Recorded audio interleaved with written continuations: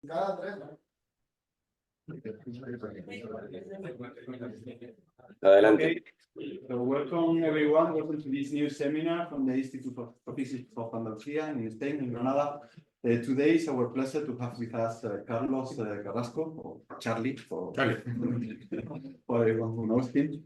He's visiting us for a few weeks, a friend of the Virtual project, and he will be talking today about dust in protoplanetary disk.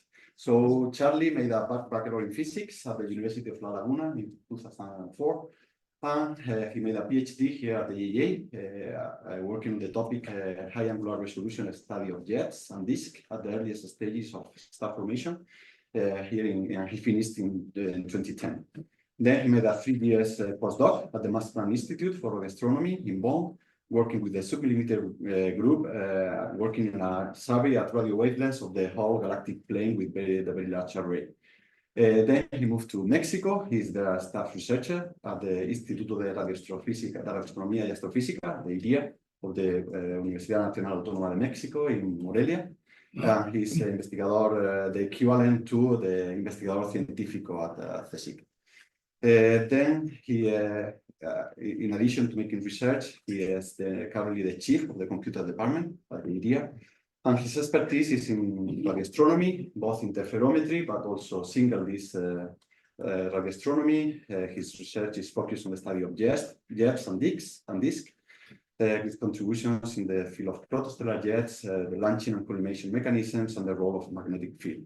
And he's also involved in the study of disk evolution and planet formation, in particular, what he will be talking about today, the characterization of dust properties in protoplanetary disk. And also he's involved in radioastronomy instrumentation projects, and he's the head of the Mexican participation in the next generation VLA. Okay, so today he will be talking about that in protoplanetary disk, still that we can know. So the floor is yours. Thank you very much. I'm happy to be here.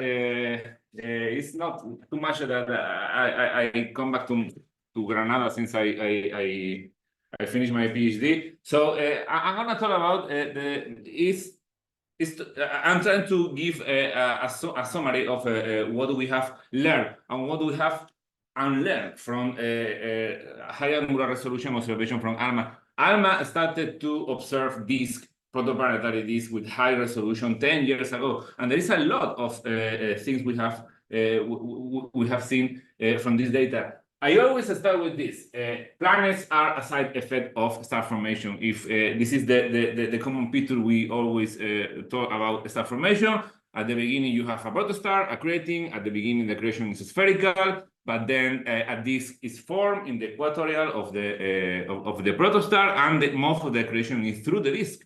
And we also have bipolar winds, jets, and outflows at the early stages of the star formation, but at the end, from 1 million years approximately, accretion stops, winds stops, and the disk and the rest of the disk evolve to form planetary systems. So in this picture, actually, every star should have planets around, because the planets are just the remainings of the accretion disk.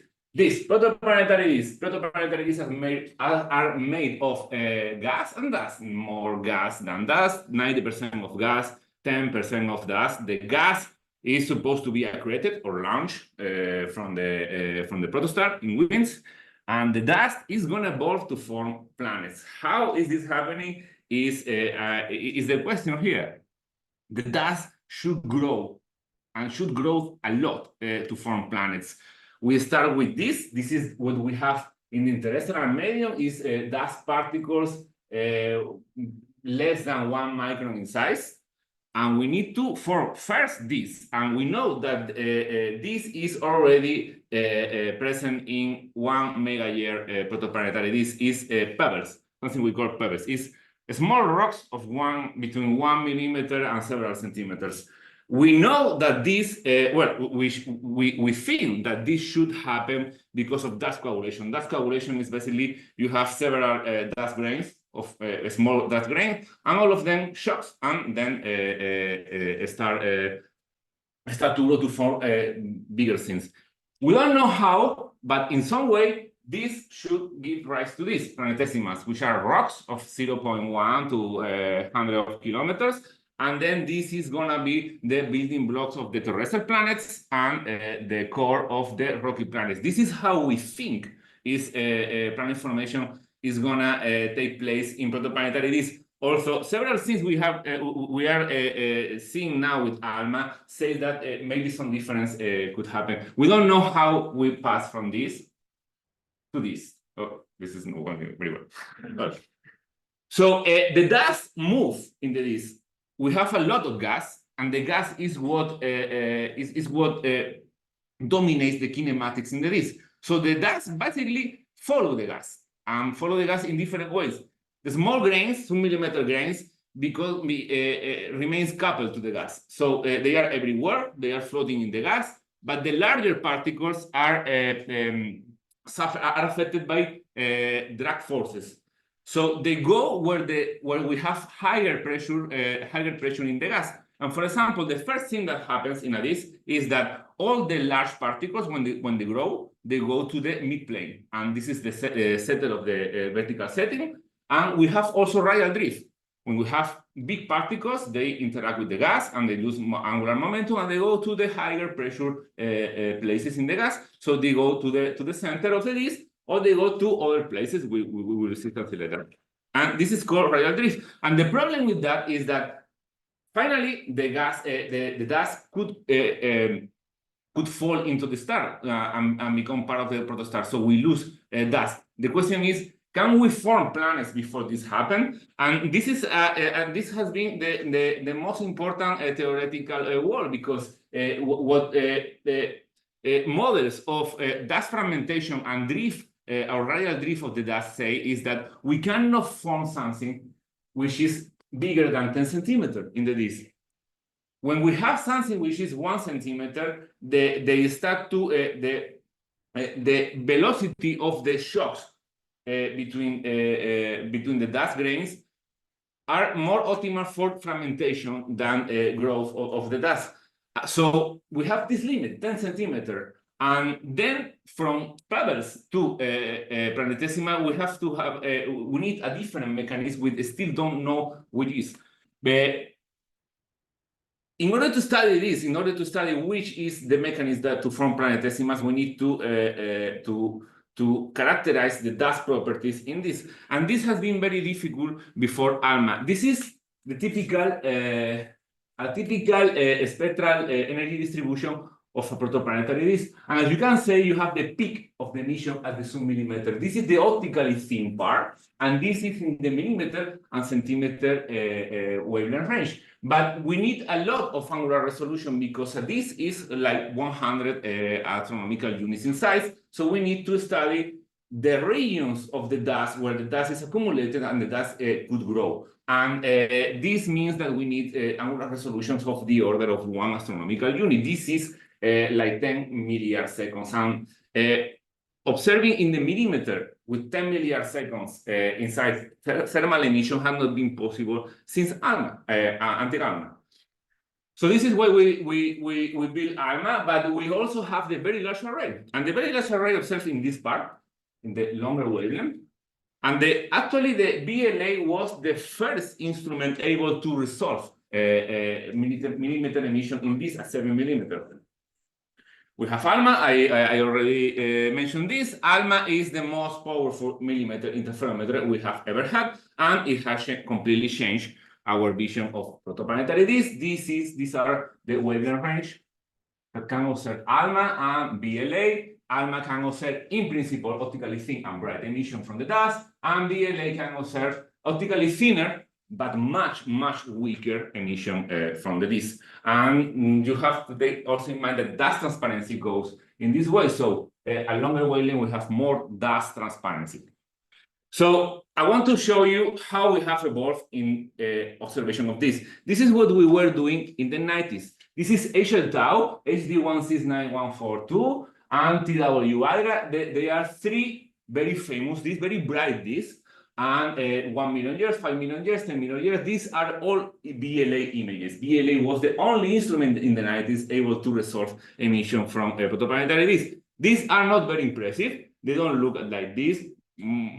Almost they don't look like this, but we were able to put some constraints on the size of the disk and constraints on the mass of the disk. This was the 90s. This is what we were doing in 2000. This is from Karma, a millimeter observatory which is not anymore working. This is from VLA, but after an update of the detectors of the VLA, so there was an improvement in the sensitivity, so we could observe a millimeter wavelength at higher resolution. This is from 2 millimeter array. So now at least they look like this, no? They look like circles, resolved disco. This is the beam size, for example, in initial tau. These are the same disk. This is what we do now. This is ALMA.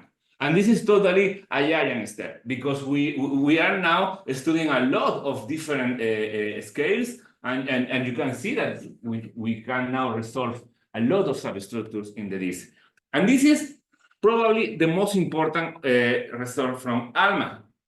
What ALMA observation of protoplanetary disks have teach us is the most important lesson is rings and gaps. This was the first image of a protoplanetary disk with the highest angular resolution. With ALMA, this is 1.3 millimeter. This is Seychelles Tau. Is one of the brightest protoplanetary disks in the sky. It's very massive. It's supposed to give rise to a 1 solar mass star.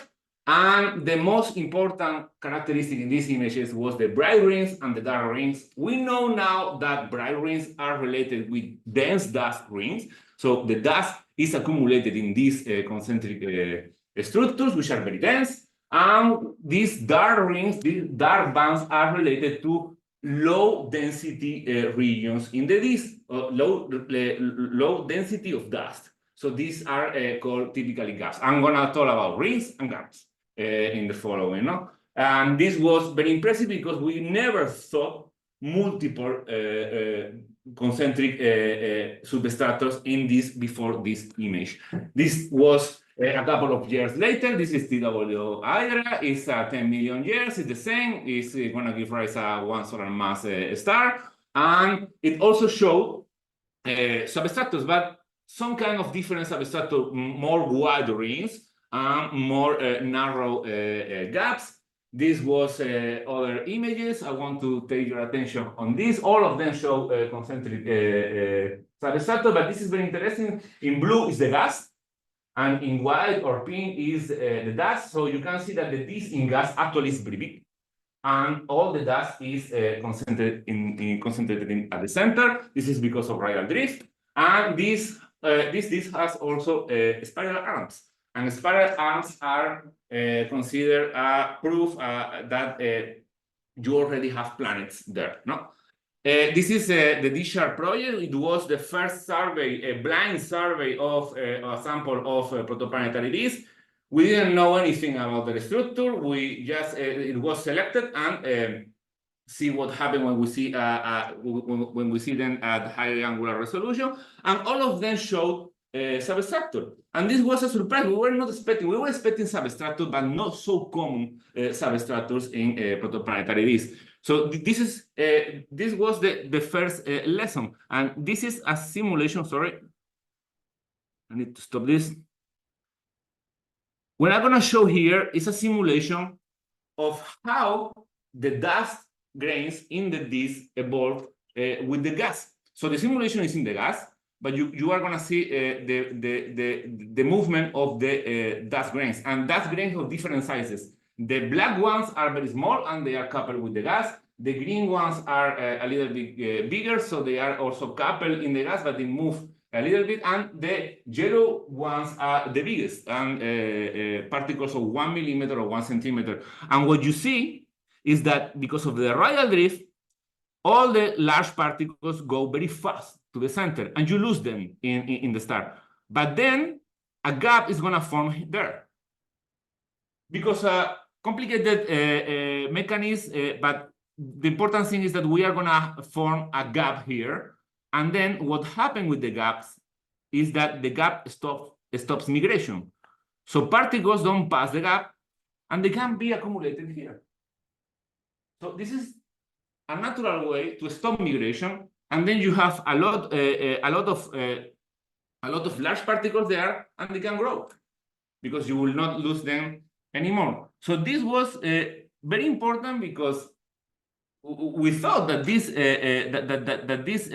structure were possible in protoplanetary disk, but we thought that they were not so common. So this gives us a natural solution for the growth of dust to form planetesimals. Now, how we form this substructures? So the most common way, the most easy ways to explain this is because we have already an accreting planet. So if we have an accreting planet in the disk, it will interact with the gas, it will interact with the dust, and it will make all these substructures. You have here rings and gaps.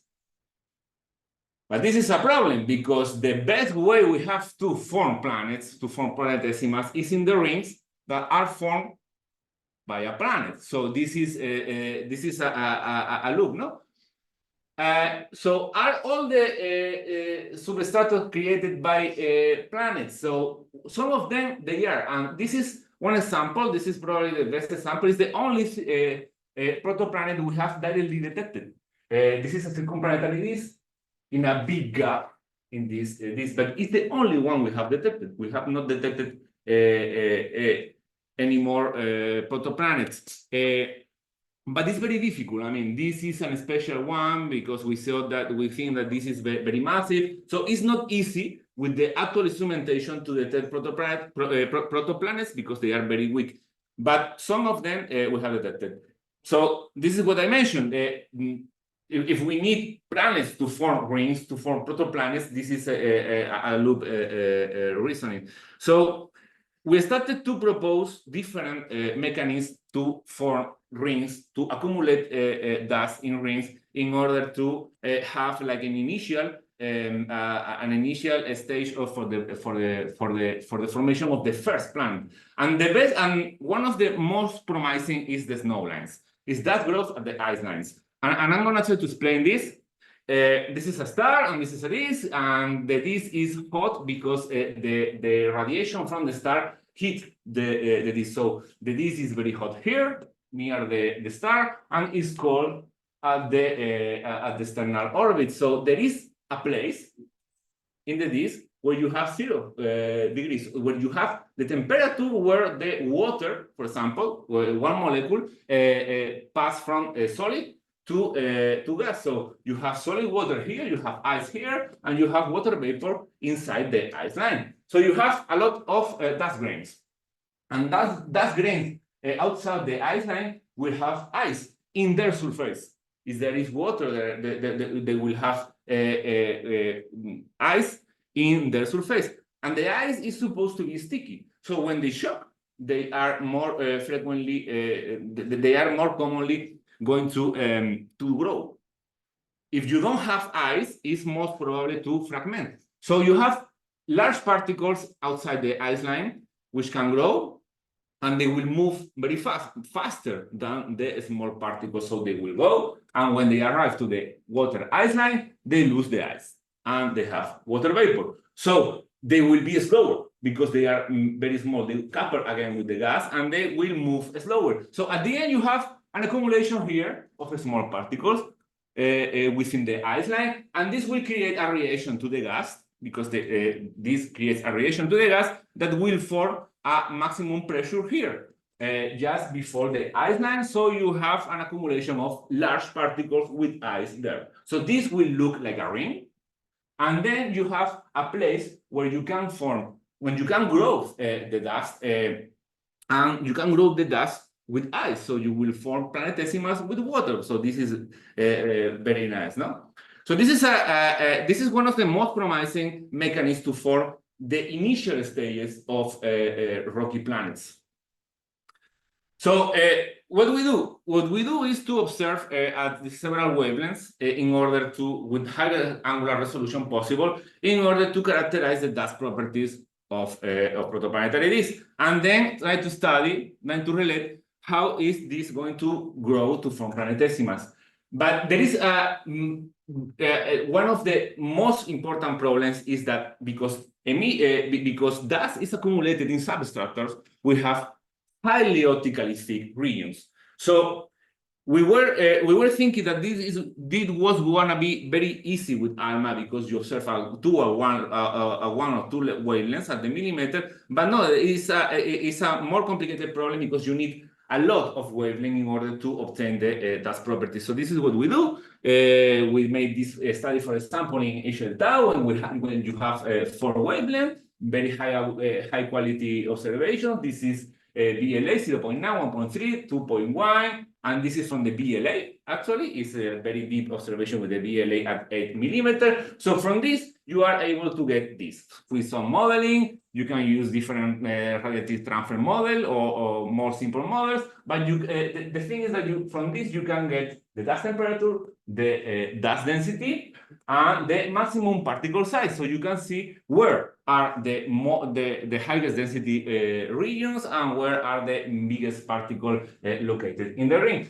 And here, if you look, you see like that here are seven astronomical units where everyone says that there is probably a planet, that this big gap is a consequence of a protoplanet already accreting. We have like a minimum in the particle size, and this is what you expect when you have a protoplanet. But we also noted that here, these are the ice lines expected from this dust temperature profile. You have the water ice lines, the methanol, and the ammonia. You see that some substratus in the center, which are not so there is not so much contrast between rings and gaps, are actually related with the position of the ice lines. So this probably is a good example of a disk that already have a planet, but already is also accumulating dust in the ice lines. And the most important result from this is millimeter-sized particle. This is the first time we put a constraint on the size with detailed observations of the spectrum at the millimeter. And we said, okay, this disk, which is 1 million years, has already grown the dust up to millimeter-sized particles. And this is supposed, and this is what we need to start to form planets for other mechanisms. This is a more recent result. This is polarization from HL tau, this is the highest angular resolution observation of polarization in a disk. This is complicated. I'm going to talk about polarization at the end, but for the moment, what you need to know is that we have a different pattern of polarization in the gaps than in the rings. In the gaps is circular, and in the rings is parallel to the minor axis of the jets. And this means that there is a completely different mechanism of polarization in the gaps and in the rings. And the only way to explain this is because rings are optically thick and gaps are optically thin. And when you pass from optically thick to optically thin, you change the mechanism of polarization. And we have modeled this. And the interesting thing here is that this is the optical depth. Ignore this. This is the important one. This is the radiance in the major axis, and this is the optical depth. And you have 10 times more optical depth in the rings than in the gaps. So this means that 90%, at least 90% of the mass of the dust is stored in the rings, and they are optically thick. So this is a big problem because we were thinking that at 1 millimeter we have a optically thin emission, but actually, no. Actually, because of the dust is stored in very dense regions, it is optically thick. So it is very difficult to obtain important parameters like the mass. We don't know the mass. We don't know the mass of dust we have in these rings. This is a big problem. And for this, in order to solve this, you need to go to longer wavelength. You need to go to the VLA again. So, for example, you see these two disks, HL tau, GMR. These are 1 millimeter observation of ALMA, and you see here that the rings look very homogeneous of 1 millimeter. When you look at 7 millimeter or 9 millimeter, you start to see substructure within the substructure. You start to see substructure within the rings. Is this one? And we think that these are probably initial stages of planet formation. These are accumulations within the rings. You expect this, we were expecting this from simulations to start to see these clamps, dense clamps. But the problem is that you need to go to longer wavelengths in order to see this, because at 1 millimeter with ALMA, you are still optically thick. You are not able to penetrate this. There is a problem here is that the VLA is not very good. The VLA is the most powerful interferometer at centimeter wavelength, but this is very weak, and we need more image fidelity. And this is one of the reasons we want the next generation VLA to have more antennas and to be sure that some of them are noise or some of them are clamps. This is a more recent result. This is observation at higher frequencies. Not only a long wavelength with information, it's also very important to observe at higher frequencies with ALMA. ALMA was built in Chile, in Atacama, at 5,000 meters to observe at this wavelength, not at 1 millimeter. You can observe 1 millimeter from California or from New Mexico. ALMA is in a mountain because we need to observe at this wavelength, and this wavelength are necessary to go very high. People is not observing at this wavelength because emission is very optically thick in this. But you have some advantages with it. If it is optically thick, it means that it traces very well the temperature of the dust and also the albedo. And the albedo is related with the dust properties. You can also, it's the only way to see smaller particles. As particles around a couple of tenths of microns. At millimeters, you don't see these particles.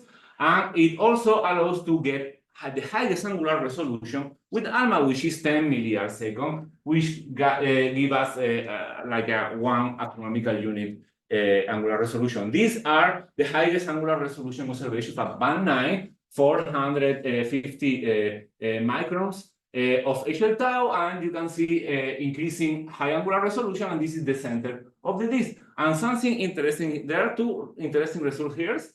We see small particles within the gaps that looks very empty at longer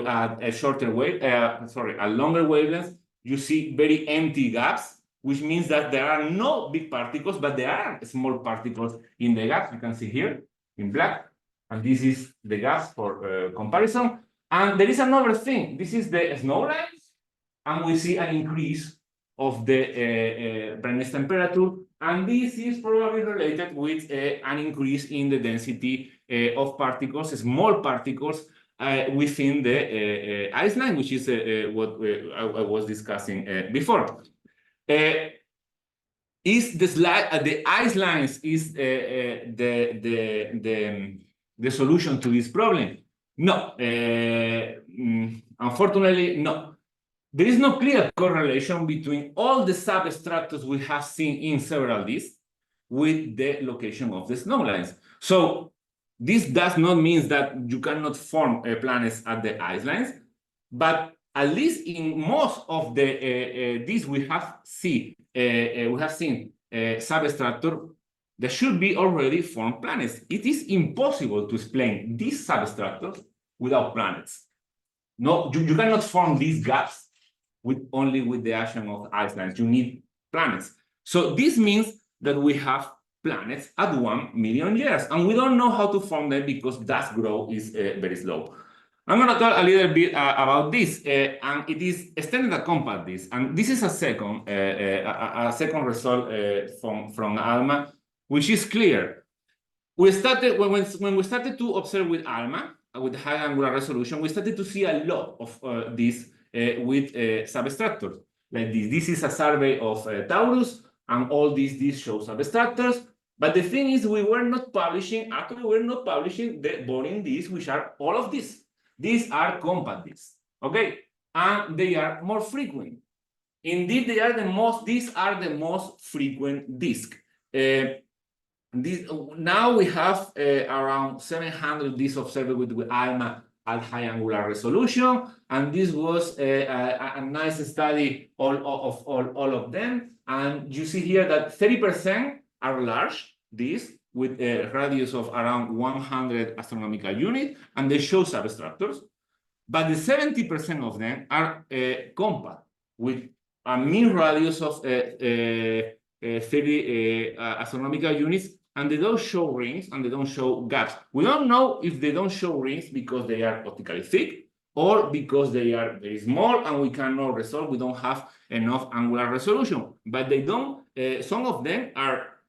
We have enough angular resolution, and they don't usually show substructures. And these are the most common. And this is, in this plot, you can see the mass of the dust in the disk with the radius of the disk. And you can see in colors are the structure disk, the disk we show substructures, and these are the compact disk. And what you see is that when you have more, the structure disks are those with large radius and a lot of mass. So this is interpreted like a proof that substructures maintain the dust. If you, for some reason, have substructure, you maintain all the dust does not suffer too much radial drift, and you can maintain a big disk with a lot of mass. And in the compact, doesn't happen this. There is nothing that stops the migration. So you have a very compact disk, and you lose a lot of dust mass because it goes to the protostar. And this other thing is that these authors compare the rates of several correlations they see in this disk. And what they conclude is that the large disks with substructures are actually the precursors of planetary system we have already seen with very massive exoplanets. So what they propose is two evolutionary paths, different planetary systems, which are going to result in different planetary systems. You have an initial disk. If you have early formation of giant planet for some mechanism, we don't know. If you have a formation of large planet, you will create pressure bands, and you will have a large unstructured disk like this, and then at the end you will be able to form small rocky planets in the rings. If you don't have a massive planet at the beginning, you will end with a very compact disk, and maybe you can form small rocky planets at the end in the rings formed by the island. So you will have two different protoplanetary systems possible, depending on the initial or no formation of this. And this is something we are actually studying. We are looking at these two. We have looked a lot at HL tau, and now we are looking to digitau. Digitau is very similar to HL tau. It's a nearby star, and it's very similar in mass, in age, and they are in the same region, but they are very different. Digitau is very compact, it's only 50 astronomical units, and HL tau is 100 astronomical units, and digitau has no clear substructure. So they look like very good examples of these two evolutionary paths I mentioned earlier. And they are very young, they are 1 million years. So we are like studying two disks which has just entered one of the two evolutionary paths. So we observe digitau. This is a ALMA 1.3 millimeter, and we observe with the VLA, and we detected dust emission from them. It's very compact, so most of the dust is accumulated at the center, but actually you also have emission here, which is not easy to see here, but you can see when you obtain radial profiles. This is the radial profile. This is radio and brightness temperature for the 1.3 millimeter, the black solid line. This line is the dust temperature calculated, estimated from theoretical models.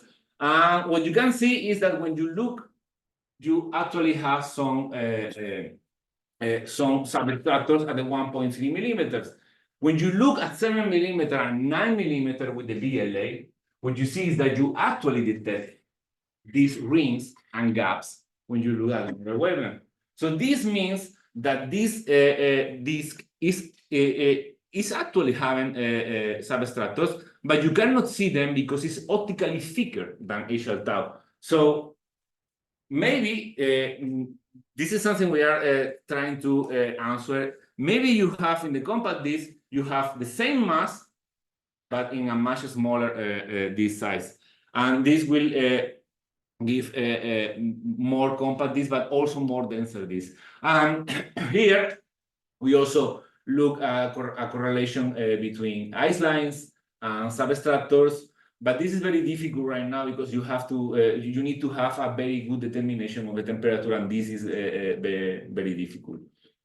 So the last thing I wanted to talk, and I think I am in time, is that polarization and observations.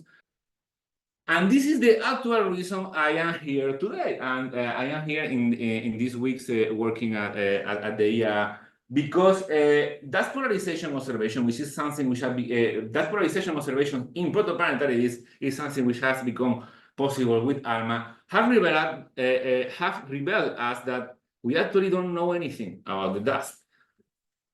So polarization mechanism and millimeter wavelength, and there are several mechanisms that polarize emission from dust, but there are two main mechanisms at millimeter wavelength that polarize dust emission. The first one is just simple thermal emission. Dust is not spherical in the protoplanetary disk. They are supposed to be elongated. We have evidence that the dust is elongated, and when they are elongated, they emit millimeter light, but is intrinsically polarized according to the elongation of the dust.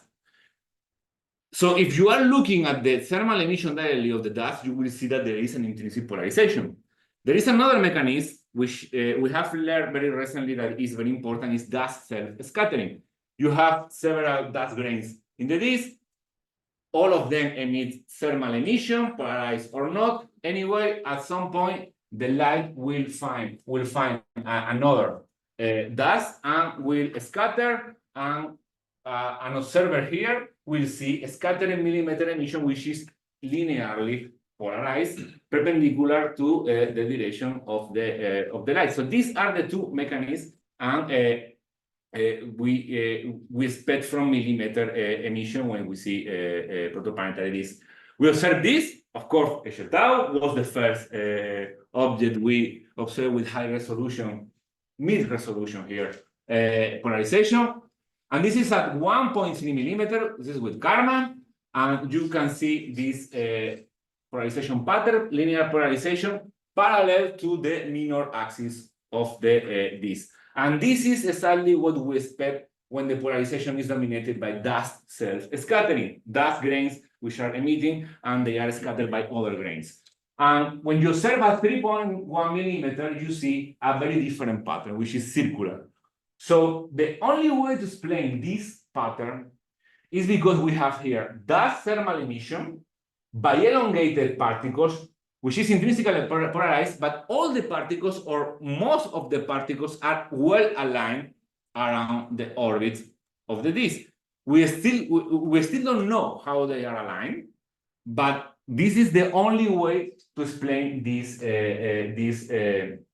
polarization pattern. So here, at 1 millimeter, when the emission is optically thick and you are dominated by scattering, you see the dust self-scattering. And when at 3 millimeter, when the emission is optically thinner, you see directly the thermal emission from the dust grains. So Kimasa Kataoka, which is a Japanese researcher, they proposed in 2015 to use the properties of the albedo and the dust self-scattering to get some more information about the dust size of the size of the dust.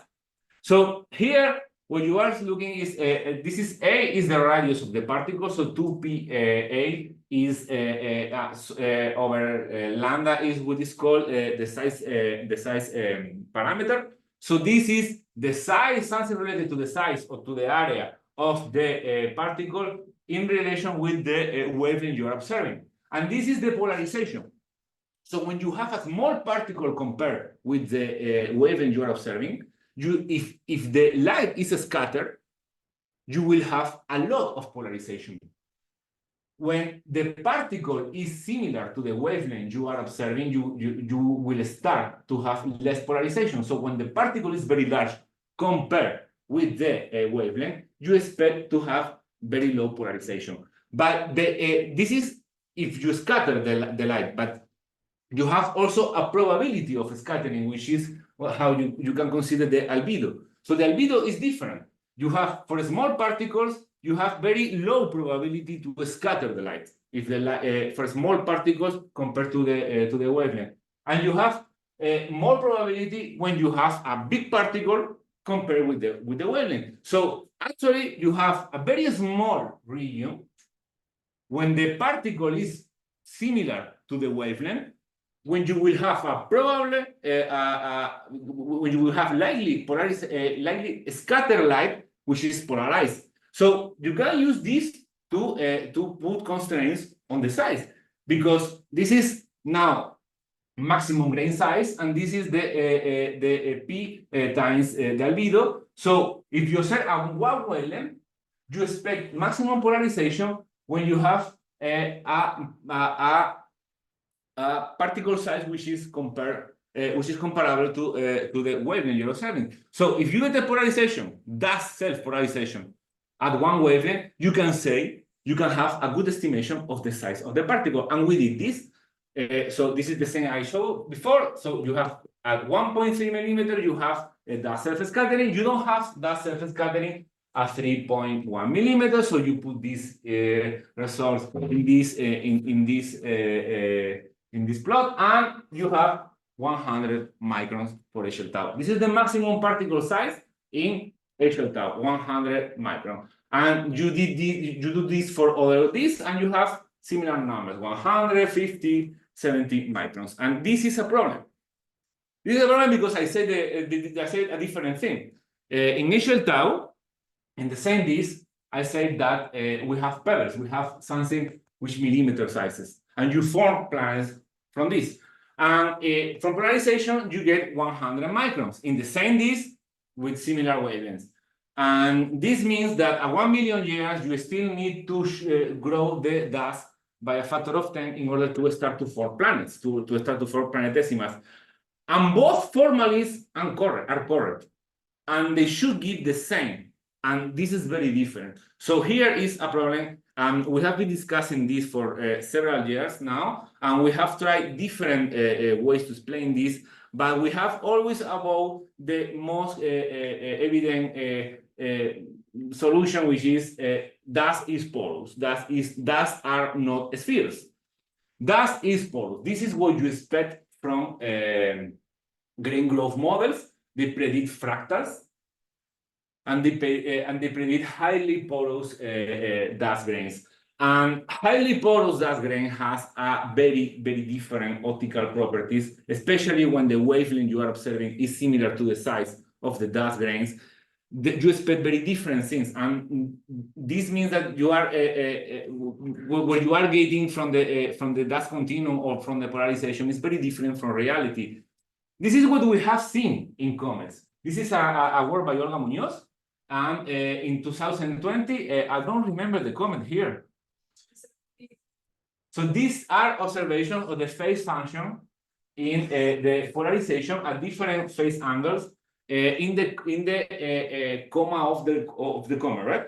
So this is the dust, and the comet is supposed to have dust from the protoplanetary solar disk.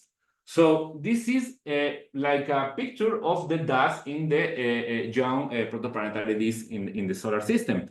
They found that the only way to explain this is with this, which is dirty cotton, actually. They measured in the laboratory cotton, which is simulating a particle with very high porosity. And dirty, this means with carbon, right? It is because it's it's highly absorbing, highly porous particle. So this is the only way to explain the observations of comets in the solar system. So this means that the young protoplanetary solar disk has a very highly porous dust particles. And we recently have measured this in this actually. In some disks, here you have a different way of polarization. It's the central star is emitting in infrared. So you have different scattering angles here when you can observe this. So you can obtain the phase function of the disk and study the properties of the dust which is in the atmosphere of the disk. And what they saw when they observed a sample of protoplanetary disk is that they found two different behaviors of the phase function, category 1, category 2. These are decreasing, and this has like a maximum and then a decrease. And these are very different, and category 1 is explained only by high porosity fractals. And category 2, is explained by low porosity or moderate porosity, like 70%. So this means that the particles, which are small particles coupled with the gas at the atmosphere, at the surface of the disk, are already porous particles, and you can measure that. So, and this particle is what are gonna form the bigger particles, the millimeter and centimeter particles we are observing with ALMA. So, the most probable situation is that we actually are seeing the emission from porous particles, and something like this or something like that. And this is very different from spherical particles, which is what we are using right now. Indeed, we studied this last year from a theoretical point of view. We use some approximations. It's very difficult to measure, to calculate the true optical properties, but we made some approximation, and this is what I show.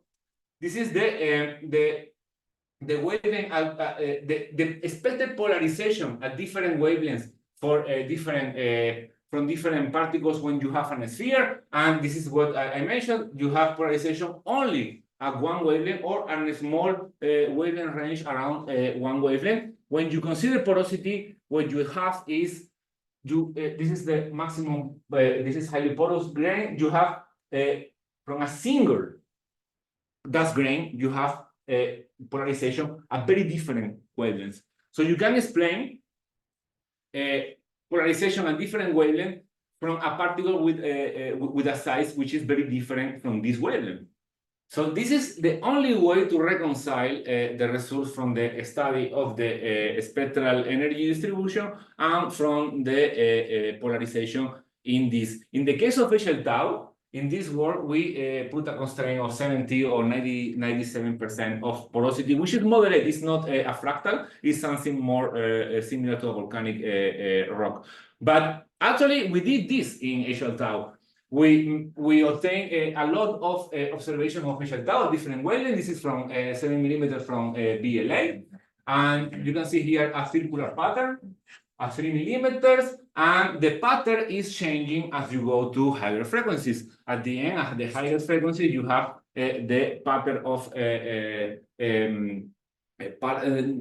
polarization vectors parallel to the minor axis of the disk. So this is dominated by dust self-scattering, and this is dominated by aligned grains, the thermal emission from aligned grains. And actually, at each wavelength, you have both mechanisms. And you and if you model this, you can obtain the relative contribution of both mechanisms. So you have here, this is the polarization, and this is the wavelength, and this is for the thermal emission directly from the intrinsically polarized dust grains, and this is from dust self-scattering. And what you can see here is the same with different resolution. What you can see here is that actually dust self-scattering is not at one single wavelength. You have dust self-scattering a similar polarization of around 1% at all wavelengths. So this is only all this behavior is only consistent with moderately porous, elongated, and aligned particles in the orbit. So this is clear now that we have porous particles, and this changed everything. If you have porous dust grains instead of compact spherical dust grains, particles are going to be larger than you are measuring. In the case of Fecha tau, we estimate like 10 centimeters, and the dust mass is larger. Not only that the dust mass, all the dust is stored in optically thin regions, and you cannot estimate well then. Sorry. Also, if you consider that they are porous, this means that you have 6 times larger dust mass in the disk. The problem is that we need to use opacities calculated for realistic porous particles. There are not opacities calculated for realistic porous particles. So we are still using spherical compact dust grains in order to obtain the dust property. And this is the reason I am here. This is the PhD project of Gonzalo Vargas, who's there. Who started a project recently thanks to the Severo Shoah program, and is co-advisor by Daniel Girado and me. And this is a real calculation he made this week. This is a particle, a fractal particle he created, and he managed to calculate all the scattering matrix properties. So we can, the project is to measure this for different wavelengths and different sizes and different porosities. We are gonna measure fractals and also very compact sources, but with holes. So we create the porosity, and we're gonna obtain this and make tables you can insert in radiative transfer modeling, and then model correctly the dust emission at different wavelengths in protoplanetary disk. So this is my summary, but this is not the end. So the first thing I said is that ALMA has allowed to detailed studies of particle distribution in this. We saw extended, very large disk with 100 of astronomical units rings, and the most important characteristic is gaps and rings. And rings are excellent places to form new planetesimals.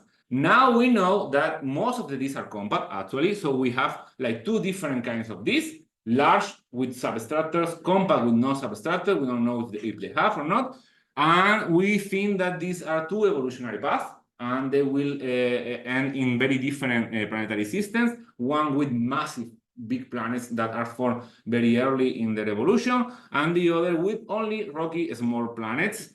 And the polarization is revealing that we don't know anything about the internal structure of the disk, of the dust, sorry. And this has strong implications where probably dust in protoplanetary disks is not spherical, they are elongated and aligned, and they are fractal or porous dust particle, and this is gonna change all the physical parameters we are measuring. Last thing I want to talk is the next generation VLA. The next generation VLA is going to be the biggest machine built by the human people. It's going to be an interferometer, which is it will have almost 300 antennas distributed by all North America. We will have it's going to be centered in New Mexico, in Socorro, and we'll have antennas also in Texas, Arizona, and the north of Mexico. Yes, Mexico is North America. And we have antennas also in Canada and the rest of the United States, Hawaii, and the Puerto Rico.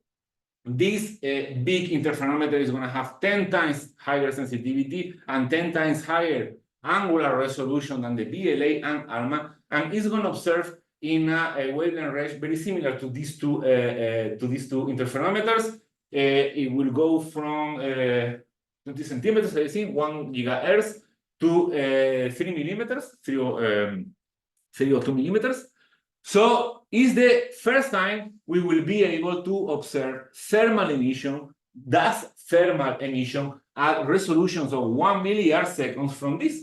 And this is a simulation. This is actual tau, actually. This is ALMA, 1 millimeter. You know, is optically thick emission. If you want to observe optically thin emission, you need to go to the VLA, but you cannot observe this here at the center where you expect the formation of rocky planets, because it's optically thick, because you don't have the enough angular resolution. This will be solved by the next generation VLA, and actually protoplanetary is, and the formation of solar system analogs is the first key science in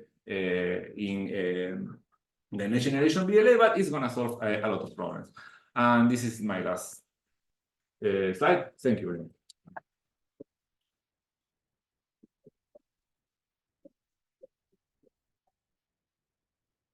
Okay, thank you, Sammy, for this very nice talk. It's time for questions.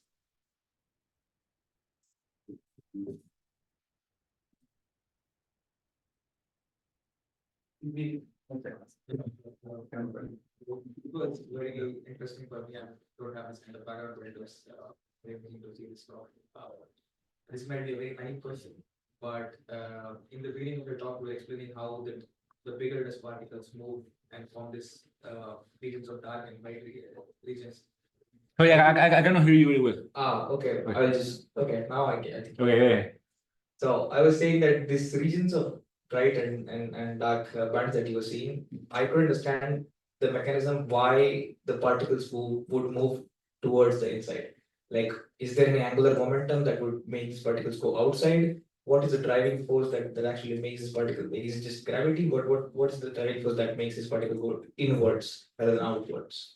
to form this collective bands near the. Okay, in the rings. You mean why they don't move inside? Because they follow. They goes to the higher pressure. So actually, the rings are created in the higher in the gas. If you see this. Yeah, it was at the very beginning. This is a simulation of what happens when you have an accreting protoplanet, and this is the gas. This is the density of the gas. So you create. It's like the planet is moving, is evacuating the gas from its orbit. So it pushes the gas to the edges. So you have more gas in the edges, and you have higher pressure of the gas there. So the dust grain only follows to this. Only follows the gas. And it's independent, actually. You can do this with several mechanisms, but it's much more easy with a planet. But you don't need a planet. And it's always the same. You need to create pressure bumps.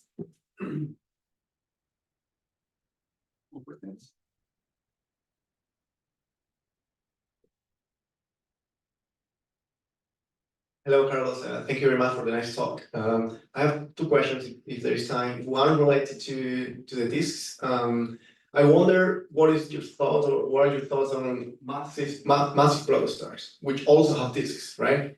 Will all this thought not apply at all, or will all the snow line move forward, which I think is going to happen? But I wonder what your thoughts are on the dust distribution, the gas, and even planets, because I think there are not that many planets around massive star, meaning more than 8 solar masses for. We don't know, and we actually want to see. I mean, it will be very nice to see, and probably you need the new generation VLA also for this, because massive disks are very far, so it's much more difficult to resolve the structure of the massive disk.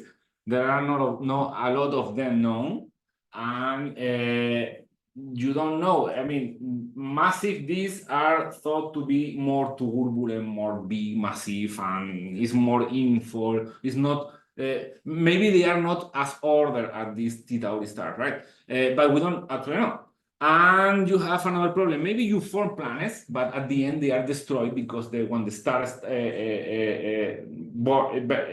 when the star has born, it started a lot of radiation, and we don't know if it destroys everything or not. And it's a very interesting system to look at, I think.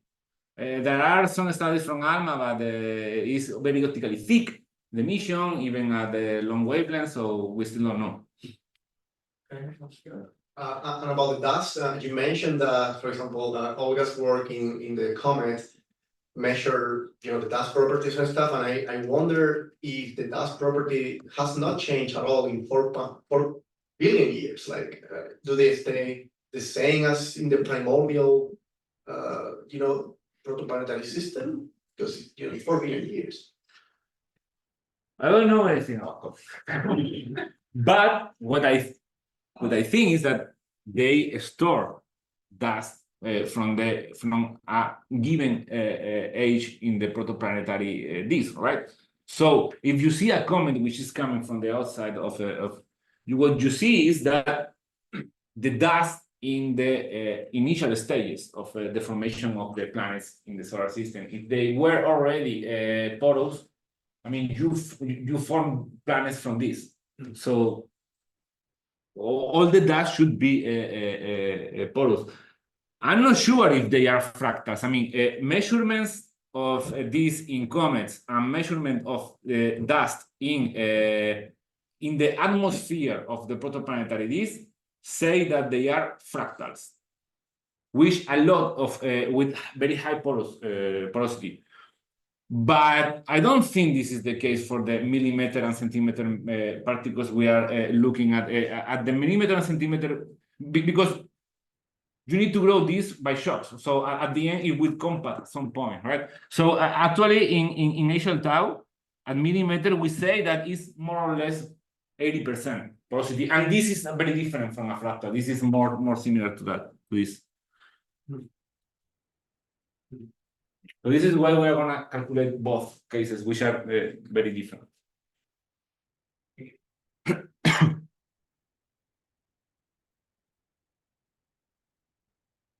Thank you, Carlos. This is a question coming from my complete ignorance on the subject. So, do you think that the square kilometer array, so SKA, is going to give us some other clues, or what kind of different approaches do you expect from that? I didn't show a image of a protoplanetary disk with the SKA, and there is. And I was the referee of that paper. Yes, in principle, the SKA has the ability to detect dust emission at 6 centimeters, which is very good because at 6 centimeters you will see the most of the thermal emission emitted by particles of 1 centimeter should be emitted at 6 centimeters. And the SKA has the sensitivity and has the angular resolution to observe dust in a protoplanetary disk. And there are simulations of that, and there are papers published about that. And this is very bad. I didn't show it. But you need a lot of time actually, because it's very weak. At 6 centimeters, it's very weak. And in that paper, they estimated like 1,000 hours of SKA to obtain a good image. I mean, an ALMA-like image of the dust in a protoplanetary disk. But with 100 hours, you can make studies of the radial distribution. Only with 100 hours. But there is a problem they don't discuss, and it is the free emission. When you go to longer wavelengths, you start to have a lot of free emission from winds or from evaporated gas. And this is a problem they still don't know how to solve, but they are working on a way to separate both contributions.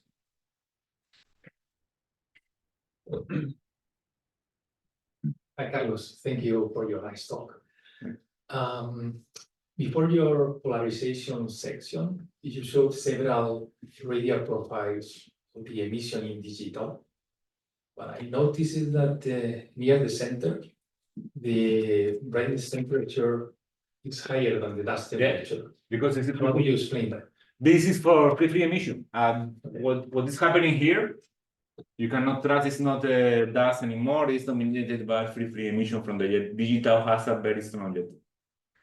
And in principle, these observations were designed to subtract the free emission at the center, but it's very difficult. This is something very difficult, and what we know is that a free emission is only present here. So here, we know that we are dominated by dust emission. So to study this is enough. And that line of dust temperature, how is it? No, this is theoretical from, this is simply, this is the dust temperature you expect from this around a star with this luminosity, but flare disk. You can play a little bit with the flare, but it's very stable. I mean, it's not very different if you play with it. And what we have seen is that it's very close to what we measure in some disk. The last question, is there an easy way to explain to non-experts why is there preferential orientation of the polarization in the case of self-scattering instead of having something? That's self-scattering. Yeah. Okay. You mean this? Yeah. Yes, because so I said this, but you have a dust grain and emits and finds another. Okay, but you have also here. So you have everywhere dust grains. So at the end, you cancel the polarization because you have emission coming from all directions, right? So in principle, if you have a dust grain in the middle of a protoplanetary disk, you should not see polarization, unless that you have more dust in one direction than in the other. So in a phase on this, you don't expect polarization by dust self-scattering.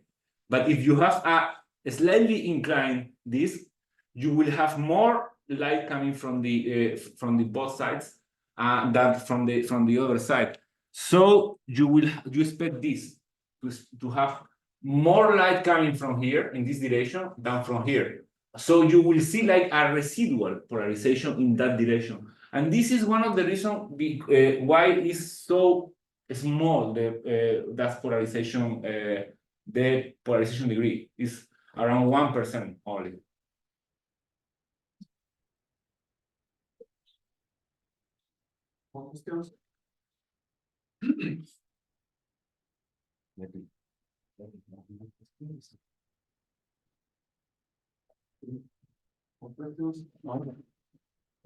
No, first, let's thank you. Remember that Shirley will stay here until when? Are you Until tomorrow, tomorrow already?